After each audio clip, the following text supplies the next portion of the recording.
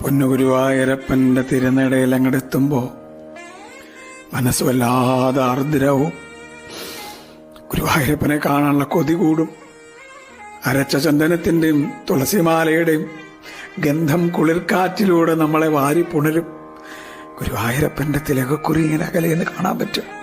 നാരായണ നാരായണ കണ്ണാന്ന് വിളിച്ച് ആ ശ്രീലകത്തിൻ്റെ മുമ്പിൽ അങ്ങടെത്തുമ്പോൾ ഭഗവാന്റെ പുഞ്ചിരിയും പൊന്നോടക്കുഴലും പട്ടുകോണവും പാദസരമൊക്കെ കാണാൻ പറ്റും. മതിയാവില്ല, എത്ര കണ്ടാലും കൊതി തീരില്ല. കണ്ണാന്ന് പറഞ്ഞ് ആ കണ്ണനെ ഹൃദയത്തിൽ നിറച്ച് ആ പ്രദക്ഷിണ വഴിയിലൂടെ നമ്മൾ നടന്നു പോരും. ഓരോ അടി മുമ്പോട്ട് വെക്കുമ്പോഴും കണ്ണനെ പിരിയേണ്ട ദുഃഖം നമ്മളെ വല്ലാതെ മതിക്കും.